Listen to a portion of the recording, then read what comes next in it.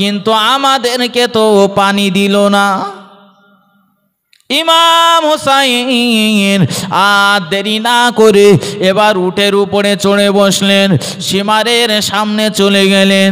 তারা 5000 সৈন্য তাদের সামনে যে বলতে লাগলেন, ও এজিদ বাহিনীর লোকেরা, তোমরা অনেকেই আমাকে চেনো, অনেকেই আমাকে চেনো না, তবে তোমরা মনে রেখে দাও, আমি হলাম জান্নাতি যুবকদের লিডার ইমাম হুসাইন রাদিয়াল্লাহু তাআলা আনহু।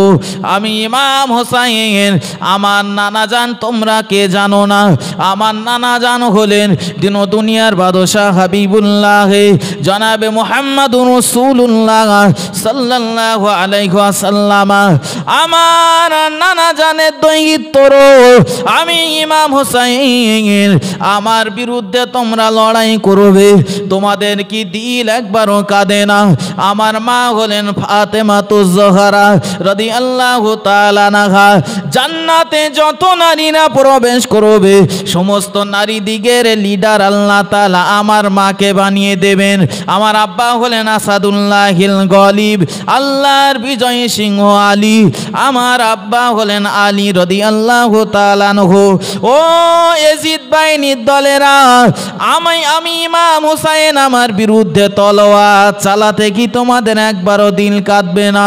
ভালো করে মাথায় রাখুন, যখন এমন করে কথাগুলো বলছিলেন, সীমা জোরে আওয়াজ দিয়ে বলল, ওগো আমার সৈন্য দলেরা, তোমরা কেন এখনো দাঁড়িয়ে রয়েছো? তোমরা যুদ্ধ চালু করে দাও, তোমরা যুদ্ধ চালু করে দাও। হঠাৎ করে শত্রুপক্ষ থেকে এজিদ বাহিনীর থেকে একটা তীর নিক্ষেপ করা হলো, লড়াই শুরু হয়ে গেল।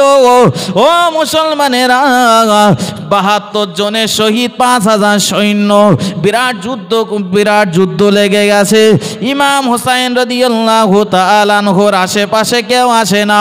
একজন দৌড়ে ইমাম হুসাইনের কাছে আসতে গেল, ঘোড়া এত পরিমাণে জোরে উল্টা পাল্টা দৌড়াতে লাগলো, ঘোড়ার পিঠ থেকে পড়ে মাটিতে পড়ে মারা গেল। ইমাম হুসাইনের পাশে কেউ আসতে চায় না, এদিকে লড়াই চালু হয়ে গেছে। ইমাম হুসাইন রাদিয়াল্লাহু তাআলা আনহু এবার তিনি আবার চলে গেলেন ওই তাঁবুর দিকে। একটু তাঁবুতে যেয়ে দেখি স্ত্রীরা আছে, সবাই ছোট ছোট বাচ্চারা আছে। স্ত্রী কাঁদছে, কি হয়েছে বিবি শাহরবানু? বলে, দেখেন ছোট্ট বাচ্চা আলী আসগার পানির পিপাসায় ওষ্ঠাগত, আর পানির তৃষ্ণা সে সহ্য করতে পারে না, বুকে দুধ শেষ হয়ে গেছে, শত্রুপক্ষ পানি বন্ধ করে দিয়েছে, কাতরাচ্ছে, দেখেন একটু পানি দেয় কিনা। ইমাম হুসাইন রাদিয়াল্লাহু তাআলা আনহু এবার ছোট্ট শিশু আলী আসগারকে সঙ্গে করে নিয়ে চলে গেলেন শত্রুপক্ষের সামনে। সন্তানকে কোলে করে নিয়ে শত্রুপক্ষকে ডেকে বলে, ওগো এজিদ বাহিনীর মানুষেরা, তোমরা আমাদের উপরে পানি বন্ধ করে দিয়েছো, আমরা 72 জন মানুষ, আমাদের পানি তোমরা বন্ধ করে দিয়েছো, কিন্তু তোমরা বন্ধ করতে পারো, তোমাদের শক্তি রয়েছে। আমি ইমাম হুসাইন আমার জন্য পানি নিতে আসিনি। ওগো শত্রুপক্ষরা, তাকিয়ে দেখো আমার কোলে যে ছোট্ট শিশু সন্তান, আমার সন্তান আলী আসগার, দুধের বাচ্চা আলী আসগার, পানির কষ্টে আর সে থাকতে পারে না, এত পরিমাণে পিপাসার্থ, তার জিহ্বাটা জড়িয়ে যায় পানির কষ্টে, আর সহ্য করতে পারে না, বুক তার শুকিয়ে গেল। তোমরা অন্তত আমার এই সন্তানের জন্যে, আলী আসগারের জন্য একটু পানির ব্যবস্থা করে দাও। ও ভাইয়ের বাবাজিরা, শত্রুপক্ষ থেকে পানি দেওয়ার মতো কোনো সিগন্যাল তারা পেলেন না। আবার ইমাম হুসাইন ডেকে বলে, ওগো কুফারে, ওগো এজিদ বাহিনীর মানুষেরা, তোমরা লক্ষ্য করে দেখো আমার কোলে যে সন্তানটা রয়েছে, তোমরা আমার উপরে রাগ থাকতে পারে, এই দুধের বাচ্চা শিশু বাচ্চা, যার কোনো এখনো গুনাহ লেখা হয়নি, এই বাচ্চাটার জন্য তোমরা একটু পানি দাও। শত্রুরা তবুও তাদের মন গলে না। ইমাম হুসাইন রাদিয়াল্লাহু তাআলা আনহু এবার তিনি চিৎকার করে বললেন, বোধহয় আমার এই সন্তানটা পানির কষ্টে আলী আসগার দুনিয়া থেকে চিরজনমের মতো বিদায় হয়ে যাবে। আল্লাহ পাকের নবী দহিতর ইমাম হুসাইন রাদিয়াল্লাহু তাআলা আনহু এবার তাদেরকে লক্ষ্য করে বলতে লাগলেন, চোখ দিয়ে টপ টপ করে পানি পড়ে, আর বলে, ও ইয়াজিদ বাহিনীর মানুষেরা, কিয়ামতের মহাময়দানে আমরা তো সবাই উঠে হাজির হয়ে যাব, মাথার অতি নিকটবর্তী হয়ে যাবে সূর্যটা, কোথাও কোনো ছায়া মিলবে না, সমস্ত মানুষেরা পানি পানি পানি পানি করে চিল্লাতে থাকবে, একমাত্র পানি থাকবে হাউজে কাউসারের পানি। আল্লাহ তাআলা ওই হাউজে কাউসারের মালিক আমার নানাকে বানিয়ে দেবেন। ও ইয়াজিদ বাহিনীর মানুষেরা, আমার নানা জানো হবে কিয়ামতের দিন হাউজে কাউসারের মালিক। আমি ইমাম হুসাইন তোমাদেরকে সাক্ষী রেখে বলছি, আজ কারবালার প্রান্তরে আমার এই দুধের বাচ্চা আলী আসগারের জন্য একটু পানির ব্যবস্থা করে দাও। যদি একটু তোমরা পানি প্রদান করো, আমার দুধের বাচ্চা আলী আসগার সে যদি একটু পানি পান করে নেয়, আমি ইমাম হুসাইন কথা দিয়ে দিলাম তোমাদের কাছ থেকে এই পানিটা আমি ধার স্বরূপ নিয়ে নেব, আর কিয়ামতের দিন আমার নানার কাছ থেকে পানি নিয়ে হাউজে কাউসারের পানি নিয়ে তোমাদের সকলকে পান করিয়ে ঋণ পরিশোধ করব। না না না, তাদের কারোর মনটা গলে না। হঠাৎ করে দেখা গেল একজন 70 ইমাম হুসাইনের কোলে থাকা ওই দুধের বাচ্চা আলী আসগারের বুক বরাবর তীর মেরে দিল। আলী আসগারের বুকটা ঝাঁঝরা হয়ে গেল, আলী আসগারের বুক দিয়ে রক্ত টপ টপ করে পড়তে লাগে। ইমাম হুসাইনের শরীর মোবারক ভিজে যায়, আলী আসগারের বুক দিয়ে রক্ত ঝরঝর করে পড়ে, ইমাম হুসাইনের জামা কাপড়গুলো রক্তে মিশে যায়। হযরত ইমাম হুসাইন কাঁদতে কাঁদতে তাবুত দিকে চলে গেলেন। বিবি শাহর বানুকে লক্ষ্য করে বললেন, ও বিবি শাহর বানু, আমার কাছে দিয়েছিলেন ইমাম হুসাইন, আমি ইমাম হুসাইন এই দুধের বাচ্চা আলী আসগারেরকে দুনিয়ার ফোরাত নদীর পানি পান করাতে পারলাম না। তুমি লক্ষ্য করে দেখো, শত্রুপক্ষরা তাকে পানি দিল না, তার বুকে মেরে দিয়েছে তীর, আর তীর লাগার পরে সে দুনিয়া থেকে বিদায় হয়ে গেছে। ইমাম হুসাইন রাদিয়াল্লাহু তাআলা আনহু এবার সন্তানকে রেখে আবার যুদ্ধ ময়দানে আসতে যায়, কিন্তু ওই তাবুর কেউ আর ইমাম হুসাইনকে যুদ্ধ ময়দানে আসতে দেয় না। হুজুর, আপনি যাবেন না, আপনার সন্তানকে তারা মেরে দিয়েছে, তাদের দিলে বিন্দু মাত্র কষ্ট হয়নি, এই বাচ্চাটার একটু পানি দিতে তাদের মনটা একবারও চায়নি, আপনি যুদ্ধ ময়দানে যাবেন না। ইমাম হাসানের ছেলে আলী আকবর ইমাম হুসাইন রাদিয়াল্লাহু তাআলা আনহুর কাছে যেয়ে বলছেন, চাচা যান, আমার হাতে তরবারিটা দেন, তরবারি দেন। ইমাম হুসাইন রাদিয়াল্লাহু তাআলা আনহু তিনি বললেন, না বাবা, তুমি এখন যুদ্ধ ময়দানে যাও না। বললেন, না, আপনি দুনিয়াতেই থাকুন, আমি ইমাম হাসানের ছেলে আলী আকবর একটু শাহাদাতের পেয়ালা পান করে আসি। আমার ছোট্ট দুধের ভাই আলী আসগারকে তারা পানি দিল না, আমি আলী আকবর কেমন করে দুনিয়ায় থাকব, আমিও যুদ্ধ করতে যাব।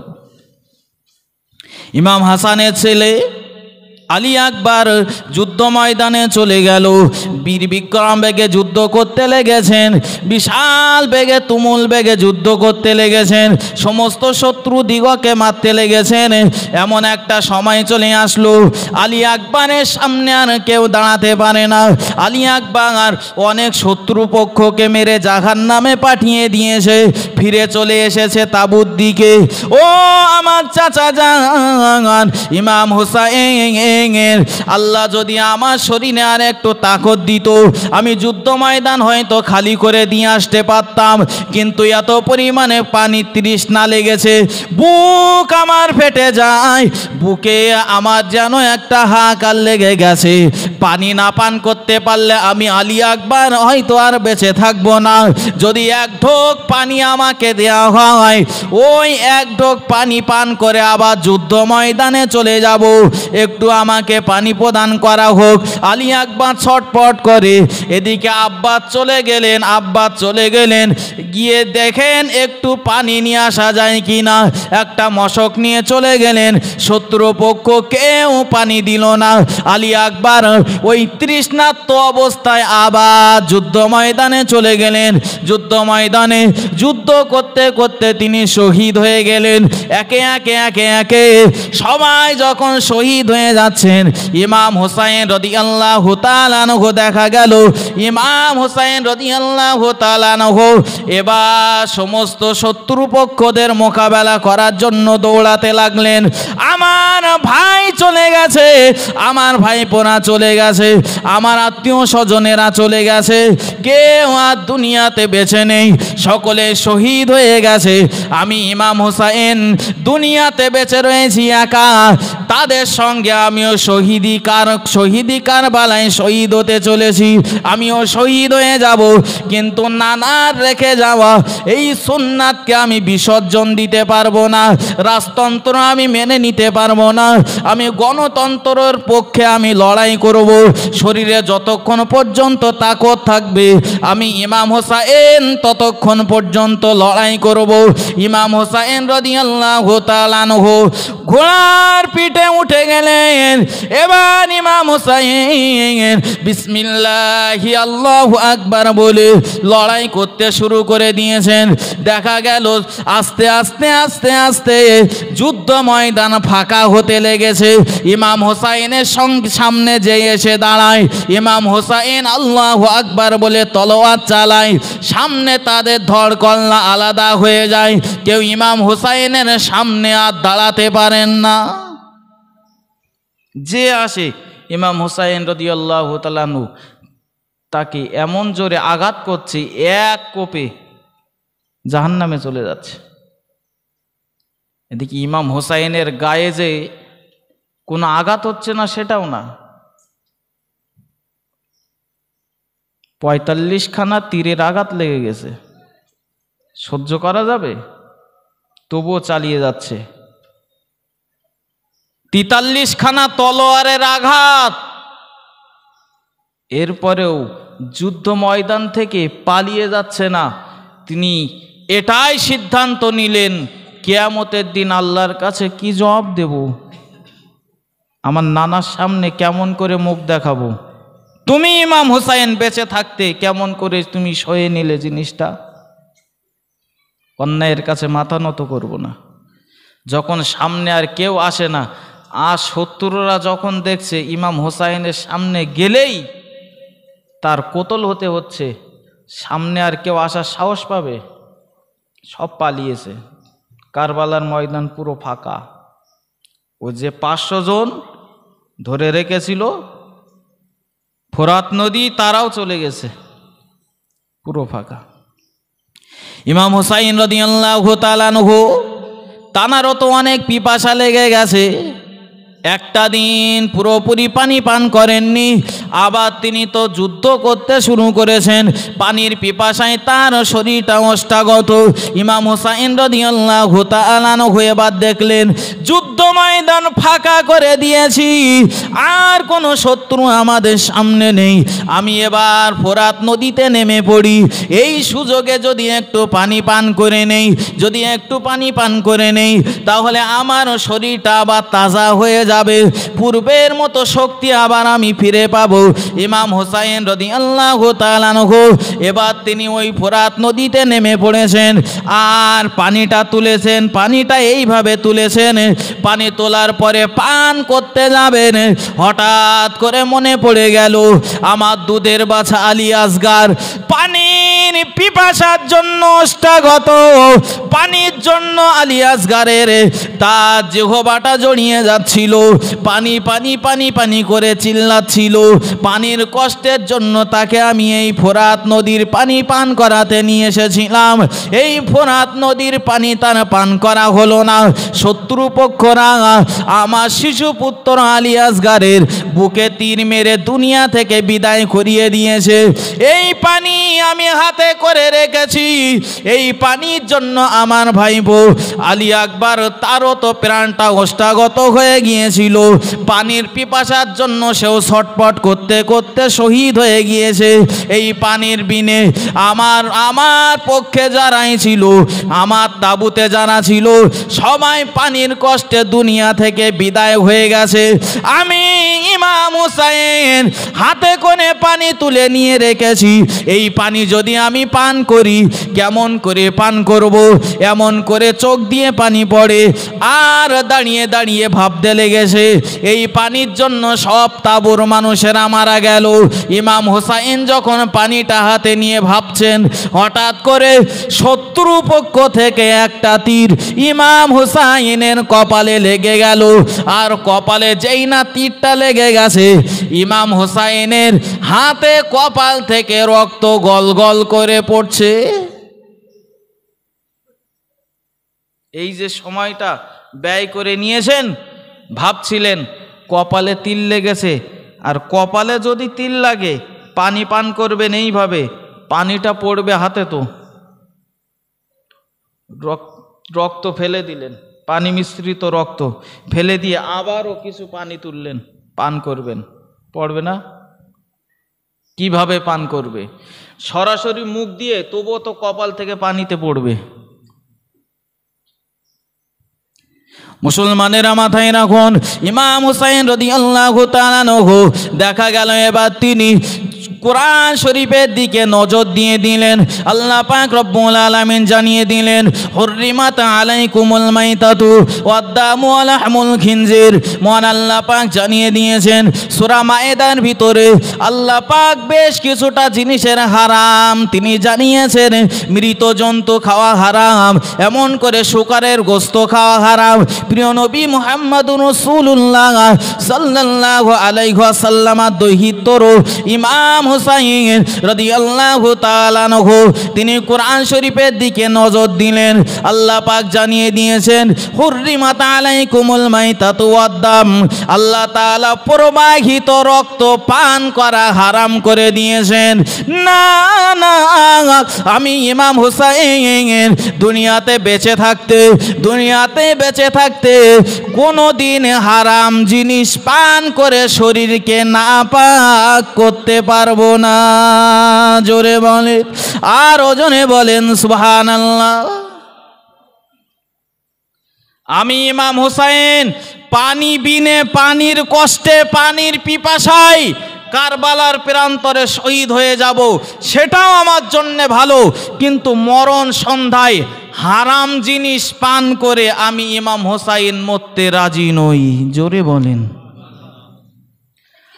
আজ আজ আজ আমাদের কপালে তীরের আঘাত না, সুস্থ মানুষ, সবল মানুষ দেখা যাচ্ছে ওই রকম হারাম প্রবাহিত রক্ত, হারাম শুধু না, কত হারাম যে ভিতরে যাচ্ছে তার ঠিক আছে?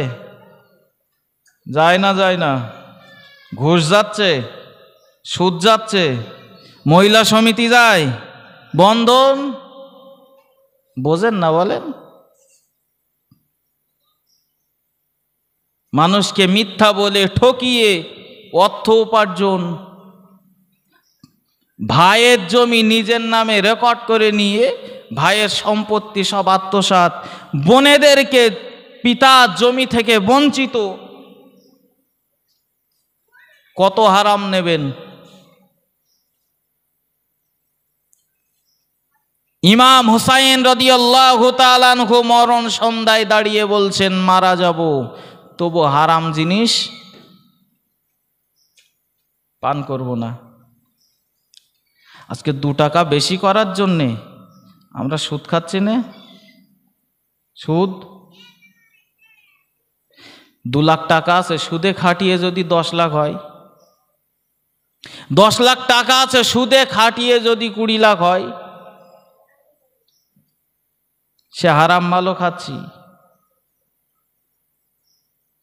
আল্লাহ পাকের প্রিয় নবী মুহাম্মদুর রাসূলুল্লাহ সাল্লাল্লাহু আলাইহি ওয়াসাল্লাম হাদিস পাকের ভিতরে জানিয়ে দিয়েছেন, আর রিবা 70 জুজআন আইসারু আয়ান কিয়া রাজুলুম মাহু আও কামা ক্বালা আলাইহিস সালাম।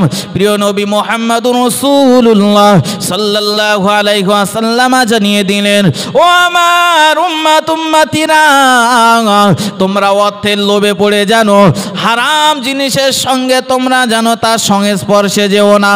বিশেষ করে নবী আমার জানিয়ে দিলেন, তোমরা জানো সুদের মতো হারাম কাজে নেমে পড়ো না, কারণ আমি রাসূলুল্লাহ জানিয়ে দিলাম আর রিবা 70 জুজআন, যে ব্যক্তি সুদ খায়, সুদখোরের নামায় আমলে আল্লাহ পাক রব্বুল আলামিন 70 রকমের গুনাহ লিখে দেন।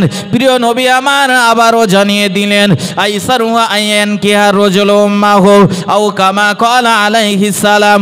আল্লাহ পাকের নবী জানিয়ে দিলেন, আর এই 70টা গুনার ভিতরে সব থেকে যে ছোট গুনাহটা সুদখোরের নামায় আমলে লেখা হয়, নিজ মায়ের সঙ্গে ব্যভিচার করলে যত বড় গুনাহ হয়, যে ব্যক্তি সুদ খাবে ওই ব্যক্তির আমল নামায় আল্লাহ তাআলা সব থেকে এই ছোট গুনাহটা লিখে দেন। ও উত্তর দেবীপুর গ্রামের ভাইরা বাবাজিরা, যদি ছোট গুনাহ এটা হয়ে থাকে, বাকি আরো 69টা গুনাহ কত বড় বড় আছে। আমাদের চোখে এর মতো ঘৃণার কাজ আর কিছু আছে? নবী বললেন সব থেকে ছোট গুনাহ এটা, বাকি 69টা গুনাহ তো বাদই দিলাম।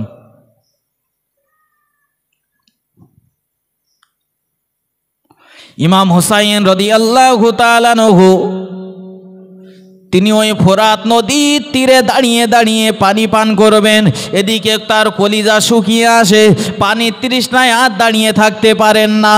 কিন্তু তিনি ভেবে নিলেন, আল্লাহ পাক যে জিনিসকে হারাম করে দিয়েছে, আমি ইমাম হুসাইন জীবনে বেঁচে থাকা অবস্থায় ওই জিনিসের সঙ্গে আমি তার সংস্পর্শে যাব না। আল্লাহ পাক রব্বুল আলামিন তিনি প্রবাহিত রক্ত হারাম করে দিয়েছেন, ওই প্রবাহিত রক্ত পান করে আমি ইমাম হুসাইন মরণ সন্ধ্যায় আমার শরীরটাকে আমি নাপাক করতে পারবো না, আমি মারা যাব। তবু আমি পবিত্র শরীর নিয়ে আল্লাহর কাছে দিদার করতে চাই। জোরে বলেন সুবহানাল্লাহ, আরো জোরে বলেন সুবহানাল্লাহ। ও ভাইরা বাবাজিরা, ইমাম হুসাইনের কপাল দিয়ে যখন গল গল করে রক্ত পড়ে, ইমাম হুসাইন রাদিয়াল্লাহু তাআলা আনহু আর তিনি দাঁড়িয়ে থাকতে পারেন না, তার শরীর আস্তে আস্তে নিস্তেজ হয়ে আসে, শরীরের শক্তি আস্তে আস্তে ফুরিয়ে আসে। ইমাম হুসাইন রাদিয়াল্লাহু তাআলা আনহু ফোরাত নদী থেকে এবার উঠে দাঁড়ালেন, ফোরাত নদীর তীরে তিনি চলে আসলেন। আর ফোরাত নদীর তীরে তিনি দাঁড়িয়ে থাকতে পারেন না, তিনি লুটিয়ে পড়েছেন মাটিতে, দাঁড়ানোর মতো আর তার শক্তি নেই।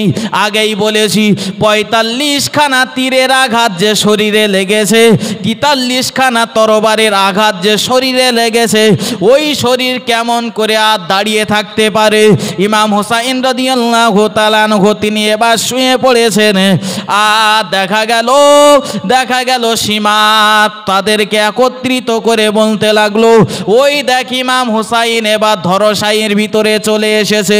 সব সৈন্যরা ইমাম হুসাইনকে ঘিরে দাঁড়িয়ে রয়েছে, কিন্তু ইমাম হুসাইনের উপরে কেউ আঘাত করার মতো সাহস পাই না, কারণ যে শরীরে নবীর রক্ত রয়েছে, যে শরীরে নবীর দেহের রক্ত রয়েছে, যে শরীরে নবীর চুম্বন রয়েছে, ওই শরীরে কে আঘাত করবে? সাহস নেই কারো সাহস হয় না ইমাম হুসাইনের উপরে আঘাত করার। ও ভাইরা বাবাজিরা, দেখা গেল এমন সময়েতে সীমার জোরে উচ্চ স্বরে বলে উঠল, কে রয়েছ ইমাম হুসাইনের গলাটা কেটে নেবে, ইমাম হুসাইনের গলাটা তোমরা কেটে নাও। এখনো কেন তোমরা দাঁড়িয়ে রয়েছ? ইমাম ইমাম হুসাইনের গলাটা কেটে নিলেই আমরা আমাদের পদগুলো পেয়ে যাব, আমাদের পাওনাগুলো আমরা পেয়ে যাব। উবাইদুল্লাহ ইবনে জিয়াদ আমাদেরকে অনেক উপঢৌকন দেবে, তোমরা উপঢৌকনগুলো নিতে কেন বিলম্ব করছো? যতক্ষণ দেরি করবে তত দেরি হয়ে যাবে। কে রয়েছো তোমরা? ইমাম হুসাইনের মাথাটা কেটে আমার হাতে দেবে। ও ভাইরা বাবাজিরা, সেনান বিন আনাস তিনি তরবারি উঁচু করে দাঁড়িয়ে বললেন, ওগো সীমার, আমি সেনান বিন আনাস হুসাইনের মাথা কাটতে রাজি রয়েছি। সিনান বিন আনাস বলল, আমি কাটবো। ইমাম হুসাইন রাদিয়াল্লাহু তাআলা আনহুর বুকের উপরে চড়ে বসেছে। ইমাম হুসাইন রাদিয়াল্লাহু তাআলা আনহু তিনি বলছেন, সিনান বিন আনাস, তুমি আমাকে চিনতে পারছো না? তুমি আমাকে চিনছো না? আমি কে? জান্নাতি যুবকদের সর্দার। আমার মা জান্নাতি নারী দিগের লিডার। আমার নানার বিনা সুপারিশে তোমরা কেউ জান্নাতে যেতে পারবে না।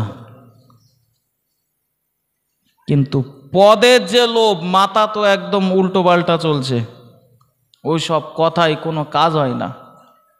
ইমাম হুসাইন রাদিয়াল্লাহু তাআলা আনহু বললেন, আমার মাথা কাটো, এতে কোনো আমার আক্ষেপ নেই, কারণ আমি হাসরের ময়দানে দাঁড়িয়ে বলতে পারবো, জীবন সন্ধ্যা পর্যন্ত নবীজির আদর্শকে আমি মাটিতে মিশতে দেইনি। নবীজি বলে গেছেন, গণতন্ত্রভাবে দেশের রাষ্ট্রপতি হবে, গণতন্ত্রভাবে মানুষ যাকে চাইবে সেই হবে দেশের খলিফা। কিন্তু তোমরা এজিদকে বানাচ্ছ, এজিদের বাপ মুয়াবিয়া সে ছিল দেশের খলিফা, সে খলিফা ছিল বলে তার ছেলে খলিফা হবে, এই রাজতন্ত্রে আমি বিশ্বাসী নই।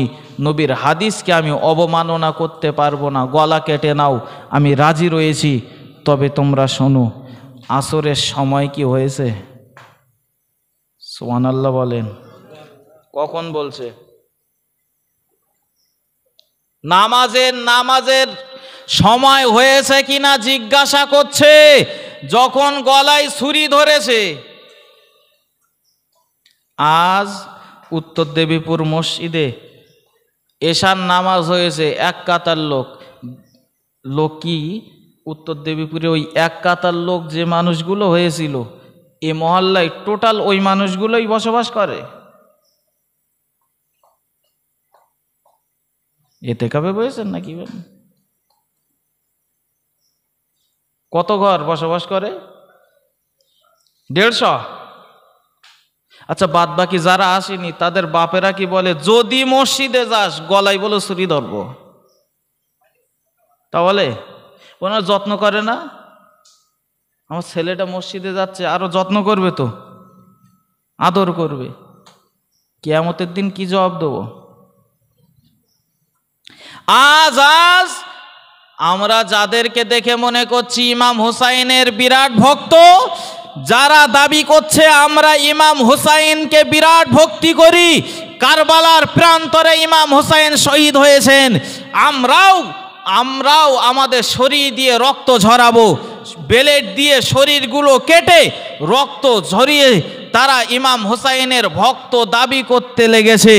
তারা মাতম জারি করে, তারা ইমাম হুসাইনের নকল কবর তৈরি করে নিয়ে যায়। এরা মনে করে আমরা বিরাট ভালোবাসি ইমাম হুসাইনের। আচ্ছা বাসো, ঠিক আছে, কেউ আসেন এখানে হাত তুলবেন। ওরা যে 10ই মহরম ওরা যে কারবালা করে, ওই অনুষ্ঠানে কেউ গিয়েছেন? এখানে গিয়েছেন না? আমার তাহলে বলতে সুবিধা হবে।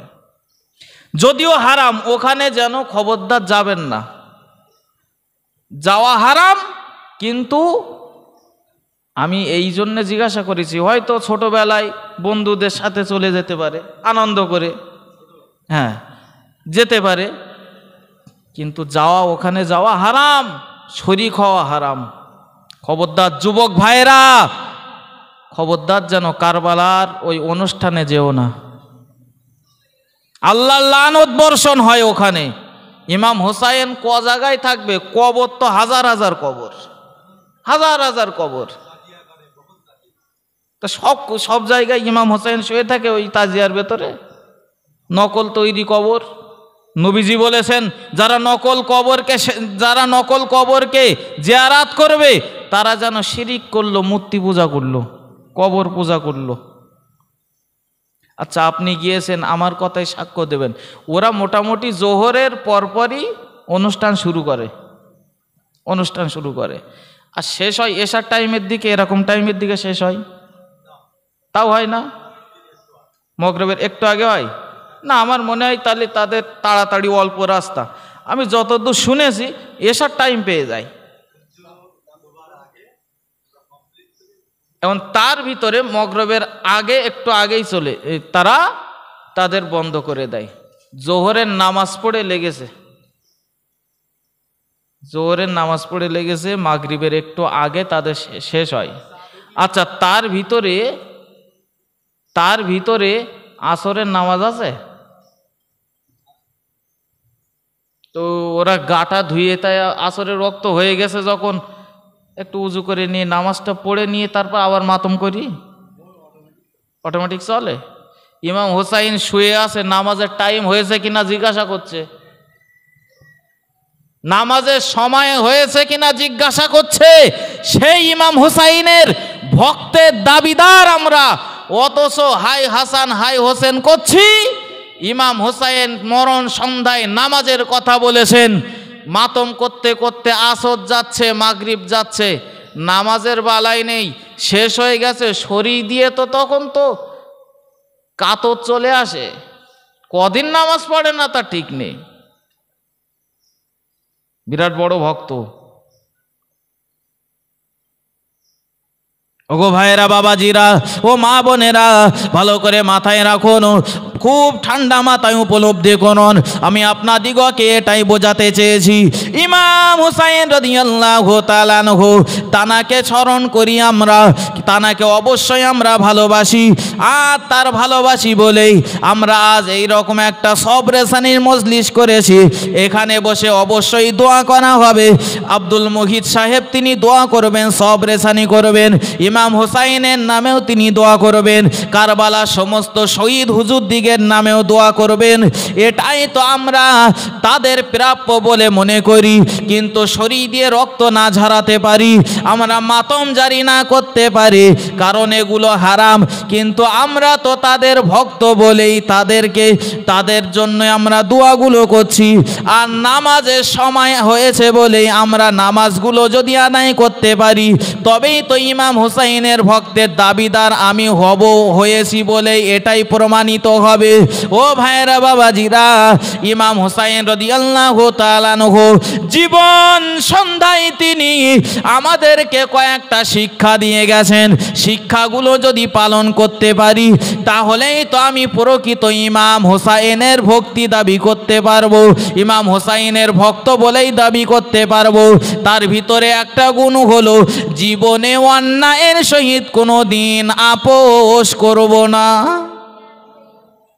এক নম্বরে ইমাম হুসাইনের চরিত্রের ভিতরে একটা চরিত্র বলেছি, অন্যায় দেখলে অন্যায়ের প্রতিবাদ করতে হবে। নবীজির হাদিস, মান রাআ মিনকুম মুনকারান ফালিয়ুগাইয়িরহু বিয়াদিহি, সামনে অন্যায় দেখবে, অন্যায়ের প্রতিবাদ করো। অন্যায়ের প্রতিবাদ করছি আমরা?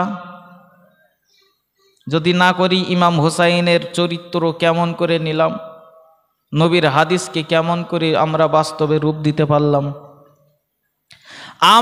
আমার মেয়েটা বালেগা, সাবালিকা, অ্যাডাল্ট, আমার মেয়েটা বেপর্দায় ঘুরে বেড়াবে, আমি পিতা হয়ে তার ওই অন্যায়ভাবে চলার প্রতিবাদ যদি না করতে পারি, ইমাম হুসাইনের ভক্ত বলে দাবি করতে পারবো না। অন্যায়ের প্রতিবাদ নেই তো আমার ভিতরে। যদি বলি ওর জ্ঞান বুদ্ধি হয়েছে, ভালো খারাপের বুঝ হয়েছে, ওর মতো ও করুক, আল্লাহর কাছে জবাব দেওয়া লাগবে। আমার স্ত্রী সে শরিয়াত বহির্ভূত কাজ করবে, নামাজ আদায় করবে না, স্বামীর অবাধ্য হয়ে চলবে, তার ইচ্ছা মতো যত্রতত্র বেপদ্দায় চলবে, স্বামী হয়ে স্ত্রীর আমার দায়িত্ব হলো এই অন্যায়ের প্রতিবাদ করা। সন্তান বন্ধুদের সাথে মেলামেশা করতে যে, বন্ধুদের সঙ্গে বন্ধুত্বের খাতির অটুট রাখতে যে, আমার সন্তানটা আজকে দেখতে পাচ্ছি তাস খেলছে, জুয়া খেলছে, মদ পান করছে, আমি পিতা হয়ে এই অন্যায়ের প্রতিবাদ করলে আমি হব ইমাম হোসাইনের প্রকৃত ভক্ত। ভালো করে মাথায় রাখুন ও মুসলমানেরা, ইমাম হোসাইন রাদিয়াল্লাহু তাআলা আনহুর আর একটা গুণ বলেছি, হারাম থেকে পরিহার করা। আজ যদি আমরা ইমাম হোসাইনের এই গুণটাকে আমাদের ভিতরে নিয়ে আসতে পারি, তাহলেই তো আমরা প্রকৃত ইমাম হোসাইনের ভক্ত দাবি করতে পারবো। গ্রাম জুড়ে সবার দাওয়াত করা হয়েছে, মসজিদে এলান করে দিয়েছে ইমাম সাহেব, আব্দুর রাকিব ভাই সে আপনাদের সকলকে খাওয়া দেবে। তার আব্বার রুহের মাগফিরাতের উদ্দেশ্যে একটা কলমাখানির ইন্তজাম করেছে, সমস্ত মুসল্লিদেরকে দাওয়াত দিয়ে দিলাম। অথচ ওই লোকটা তো রীতিমতো একটা না লটারি কেটে যায়, ওই লোকটার ভিতরে স্বভাব রয়েছে হারাম রোজগার করা, ওই লোকটা তো সুদে টাকা খাটায়।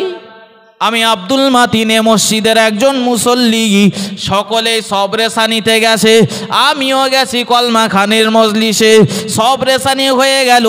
খাওয়ার সময় আমি বাড়িতে যখন চলে আসব, সবাইকে আমার বিরাট ভালো বলবে, পিসায় বই গে বলবে না। আমি যে হারাম থেকে পরেজ করব, এ সমাজ ভালো চোখে নেয় না, এ সমাজ আজ ভালো চোখে নিচ্ছে না। তুমি খুব ভালো, বিরাট ভালো মানুষ সেজেছো, সারা গ্রামের লোক খাচ্ছে, কারোর সমস্যা হচ্ছে না, তুমি না খেলে কি এদের এই অনুষ্ঠান কি বাকি পড়ে থাকবে? বরং বলা উচিত ছিল, আমরা হয়তো দেখে শুনে খেতে পারি না, হালাল হারাম বেছে খেতে পাচ্ছি না, ওই মানুষটা দেখো, ওই মানুষটা দেখো হারাম থেকে পরেজ করে চলে যাচ্ছে, তারও তো দিল চাই এদের সঙ্গে একটু ভালো মন্দ দিয়ে খাবে। বাড়ি হয়তো শুধু রান্না হয়েছে বেগুন পটল, অথচ ওখানে তো এরকম না, ভালো ভালো খাবার, ভালো খাবার থেকে খারাপ খাবার খাবে কেন? আল্লাহর ভয় দিলে আসে, হারাম জিনিস আমার উদরের ভিতরে দেব না।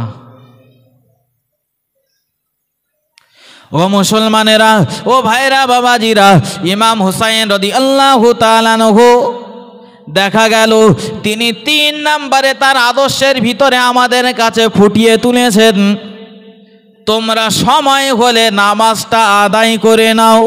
জোরে বলেন সুবহানাল্লাহ।